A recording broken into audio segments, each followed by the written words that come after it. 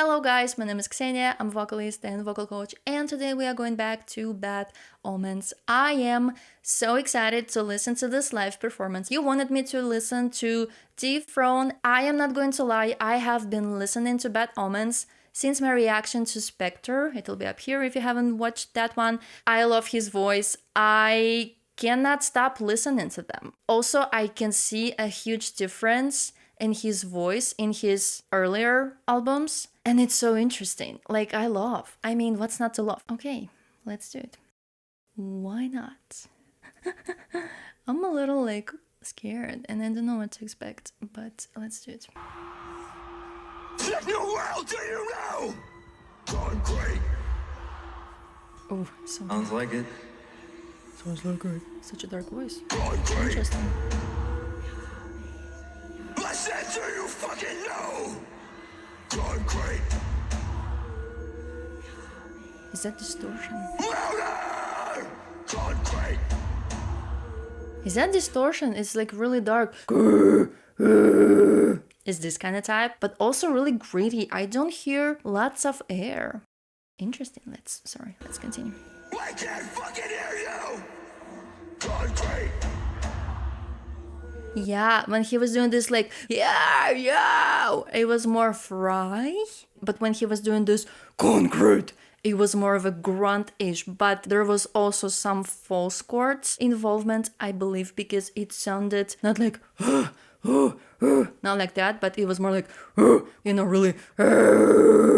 When we're doing the grunt, basically everything just shakes in there. Every tissue, every little tiny little muscle, they're just doing this inside. But also when we are adding the ventricular folds that are responsible for adding distortion to our voice, it becomes more gritty, more beefy, more loud. And he definitely has really lowered larynx when he's doing that. Also, I feel like on Fry Screams, because it sounds really round and nasty, and I love.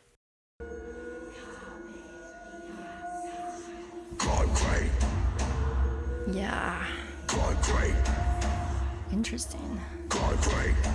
Maybe that's also Fry. But can you do Fry that low? Concrete. Yeah. Can you hear me? Concrete. Yeah, concrete. I'm just trying out different things. Interesting. Concrete. Concrete. Okay, we're speeding up. Concrete. Concrete.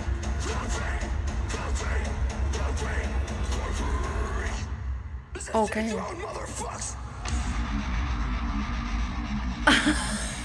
Your fucking ass. Wow. I love. Fucking grown.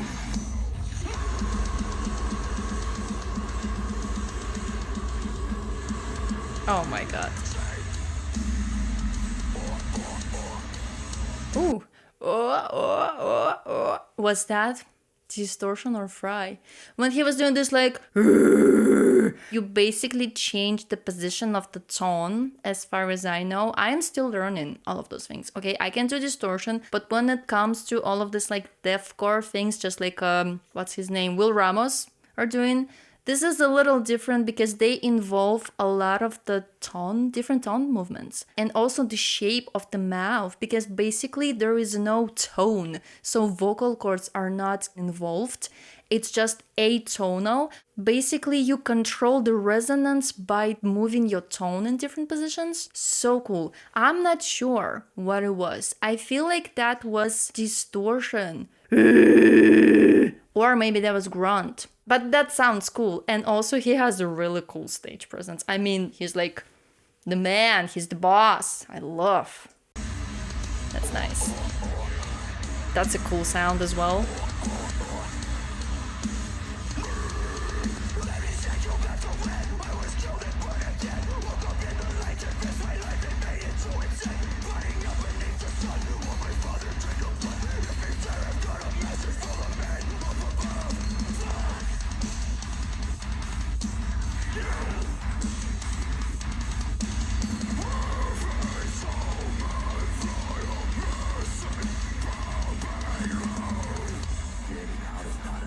if nobody else can come.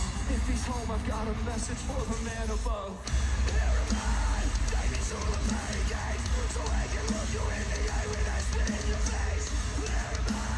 Take me to the very gate, don't let him get you out the way, you're where to take your place. Okay. Wait, I want to go back. There was a lot of different things there. It's so cool. I mean, it's like a fry combination of something. Sometimes he also has some distortion. It's really hard to say. I will be able to say what he's doing only if I actually see what's going on in there. But from what I can hear, this higher notes in the chorus, I believe that was.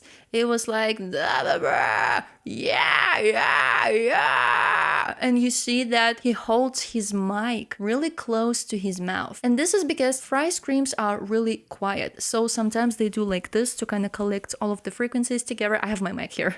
You don't see it, but it's in here. So so sometimes they're doing like that to collect all of the frequencies together. Basically, vocal cords not doing their regular vibratory pattern, because usually they have this like regular vibrations when we are talking, when we are singing, it's all the same, they have the same voice.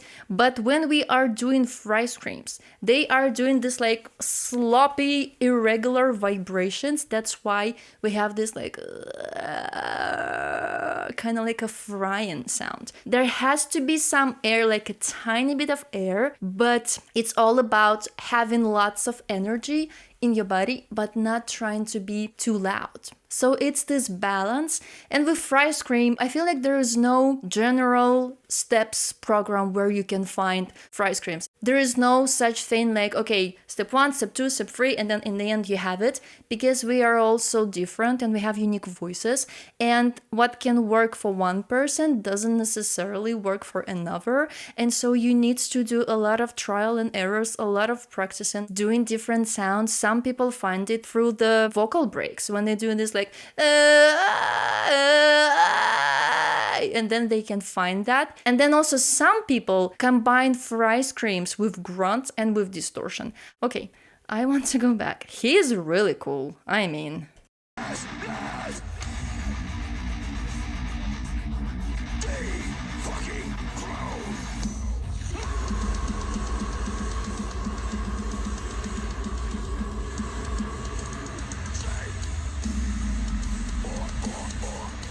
yeah, this like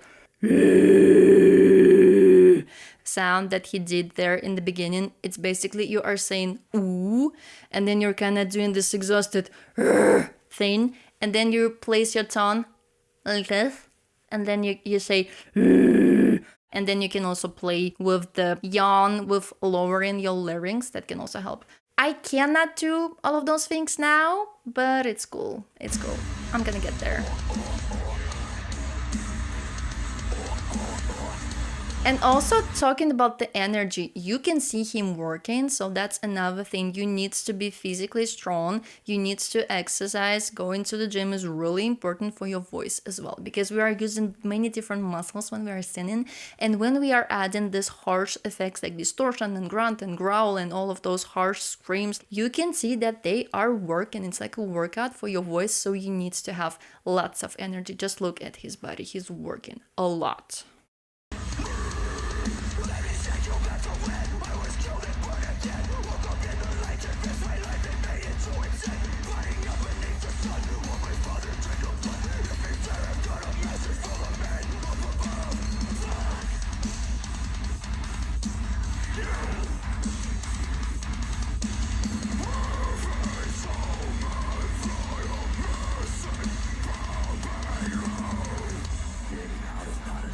If nobody else can come, if he's home, I've got a message for the man above.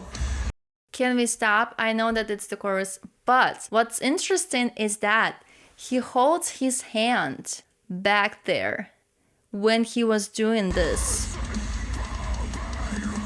So I wonder if that's like his trick that helps him to maybe use the upper back muscles there. Interesting. If nobody else can come, if he's home, I've got a message for the man above. Take me to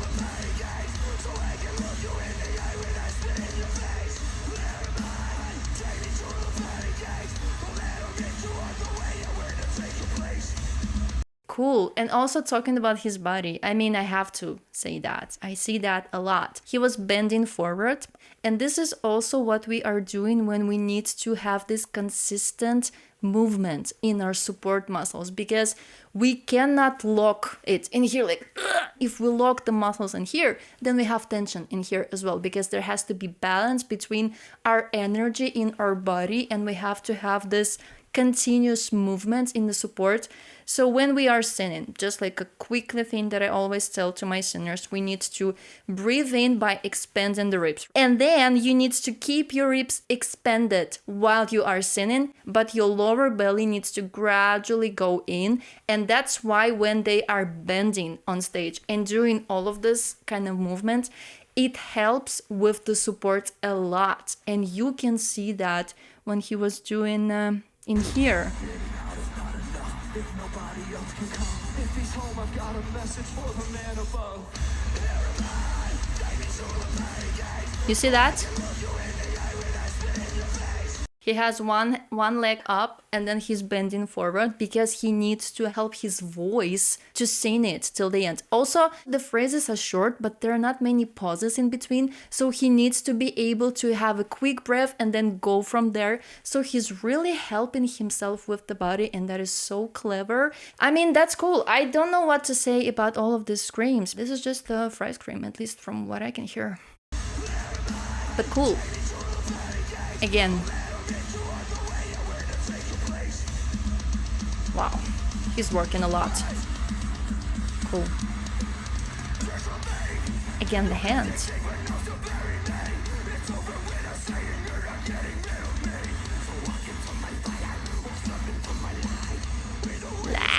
Really light. Whoa, shit! Maybe there was something with the distortion. Cool. He's so serious, like I'm scared of him.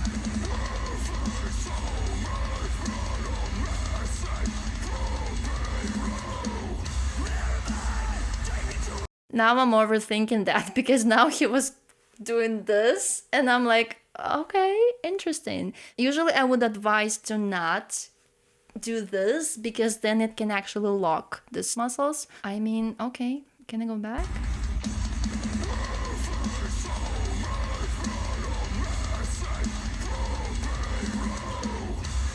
Was that Fry or not?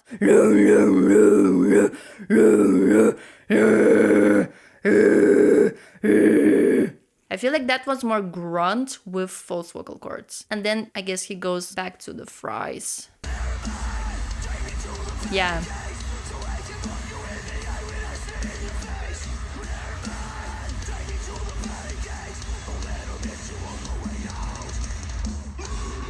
Oof.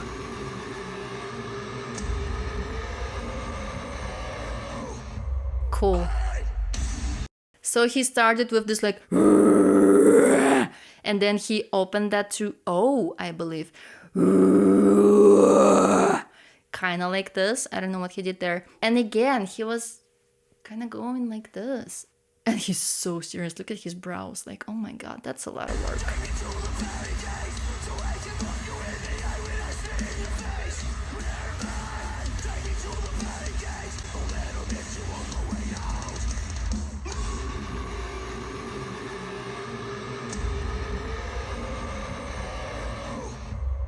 Cool. He was doing this like, ooh, wow. So again, modifying the vowels. And different vowels also change the sound character because, again, of the placement of the tone. Because when we are pronouncing the vowels, the position of the tone changes and it's changing the sound. So again, vowels and the tone.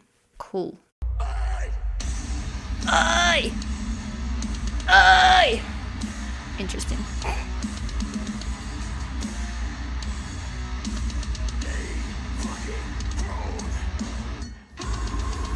Okay.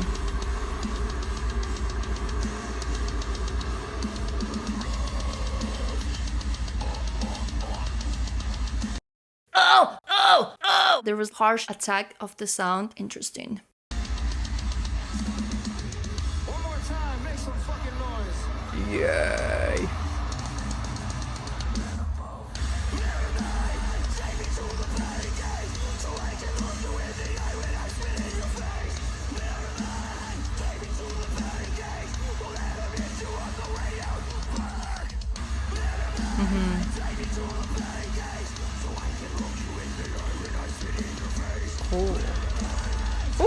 drummer. Cool. Wow. Wait. What was that? I'm sorry. I wanted to say something. Wait. Stay there. I was going to say what? God, I forgot. No, yeah, I was saying that in the chorus there are many short phrases and there are not so many breaks, and that's why there was a backing track on the beginning of the second part. He was not singing that to just be able to like have a little break because it's exhausting. It can be really hard and you really need to relax all of your muscles, or else you will have this built-in tension in the muscles in your body that will also go in here. So you need to kind of recharge in between the phrases, especially if you have long set, if you're on tour, if you need to have a lot of concerts and you need to be in a good shape, because this is what people expecting of you, right? And so it's really clever use of the backing track. And it doesn't mean that he cannot do that. Of course he can, but because he needs to sing over songs and he needs to be there, he needs to be present with his voice. This is a really smart way of using backing tracks and helping yourself to just let go. This is really cool. I love that. He's really smart. I feel like he really knows what he's doing and his technique is really great from what I can see. He sounds just exactly as in recording. How cool is that? Wow. Cool. One more time, make some fucking noise.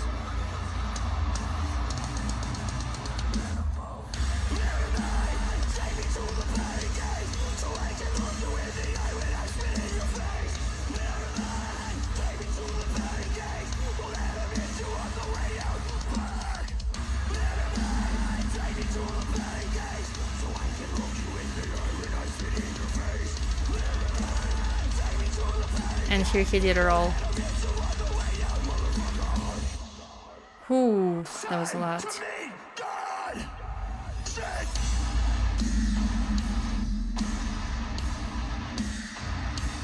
He's like working a lot, you can see that. Oh my goodness.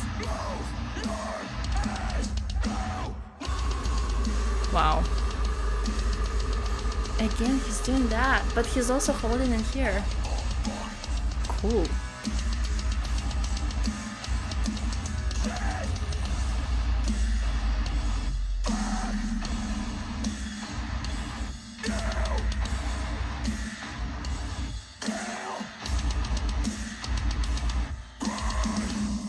Wow.